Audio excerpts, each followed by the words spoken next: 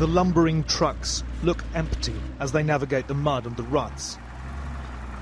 But they carry a hidden cargo. The people of Sudan's Blue Nile state are on the run from yet another deadly cleansing campaign waged by their president, Omar Al-Bashir, already indicted on charges of war crimes and genocide. Déjà vu. For months, these survivors have hidden from al-Bashir's bombs and bullets in forests and caves, often with nothing to eat except leaves. Many reportedly died. These, the latest of 120,000 who fled into South Sudan, now nearing the end of their perilous journey, a refugee camp called Jamam. These people are in a fragile state. They don't have much reserve. Even if you look at the adults, most of them are skinny. They have been walking for 6 weeks, 4 weeks, 6 weeks. Did not have food, proper shelter, no proper drinking water for quite some time. So it's a very vulnerable group. And of course, it's always the little kids and the elderly that are the ones that suffer the most. Excitement, relief, mixed with exhaustion, anxiety and confusion. This grim exile, their punishment for ending up on the wrong side of a line on a map when South Sudan split with Khartoum last July. But their tribulation does not end here, for Jamam is a dangerous sanctuary. Aid workers here say this is the worst place imaginable for a refugee camp to be. 40,000 desperate people dumped in a malarial swamp, where it floods when it rains and there's not enough water to drink. Among relief groups, there's now growing certainty that Jamam's on the brink of catastrophe. The mortality rate is double the threshold of what constitutes an emergency. 9 children die in Jamam every day, most from diarrheal disease. With more heavy rain expected, medics are preparing for the worst. What a place to end up when you're 90. Sanem Adam left her mountain village for the first time in her life when 2 of her sons were shot dead and her house was burned down by Sudanese forces. She's blind and can hardly walk, but she has walked for 2 months to get here. It's good you tell my story, Sanem said, so other people can know what they've done to us. She knows she will probably never see home again. No nice UN tents for new arrivals, just plastic sheets handed out by Médecins Sans Frontières. Without those, they'd have nothing. The UN Refugee Agency, UNHCR, wants to move these people on again, but they cannot go yet. The UN can't put up tents fast enough in the new camp, so they're stuck in the mud in Jamam. New arrivals continued to flood in until dusk. It was to rain heavily that night. The next morning, we set out through thick mud in search of Semen Adam, the old lady, to see how she'd fared. I showed a picture I'd taken of her to other refugees. For 3 hours we asked around. Eventually we found her young village sheikh. He told of the terror which had forced them to run for their lives.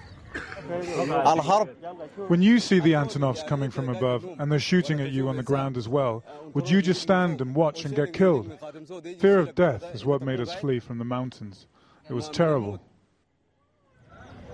A few minutes later, we spotted Semen Adam, crouching alone, drying out, sniffing snuff.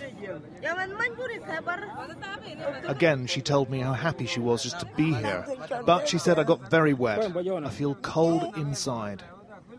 5 weeks after arriving in South Sudan, a 90-year-old woman still did not have a tent. The UNHCR is now scrambling to get thousands of new arrivals out of here. But even when they're all gone, there will still be 35,000 people camped in Jamam's toxic mud lake. Channel 4 News has seen evidence that the UN agency was repeatedly warned months ago that this would happen, but they failed to act. Now it's the UN in the quagmire. I think it's absolutely top priority that large numbers of people are evacuated, I would say, out of Jamam. This is not a safe place for them to be. We are very worried about disease outbreaks. We need someone at a higher level to make a strategic decision to solve this problem once and for all, and that probably means moving most people out of Jamam, if not all. These people are living in a very unlivable environment, and that their health is gravely affected because of it. But the question of why and how this happened is something you're going to have to ask the UNHCR. Which is exactly what we then set out to do. We drove through the flooded camp. This is the UN Refugee Agency's compound here in Jamam. It's partially flooded already.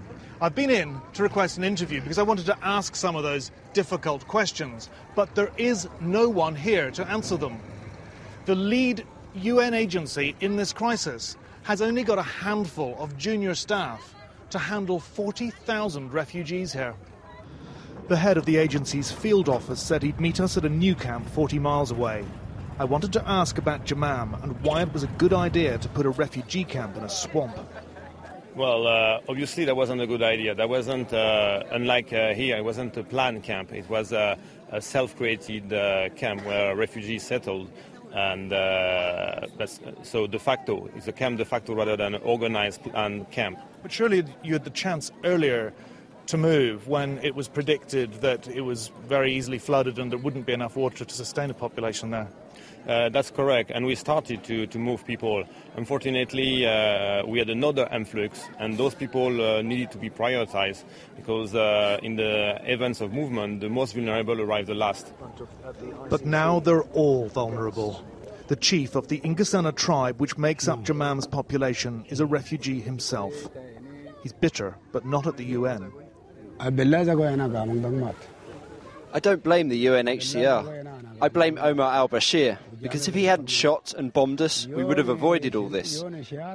We are mountain people. The Ingasena people want to go home and find peace and finish this terrible war.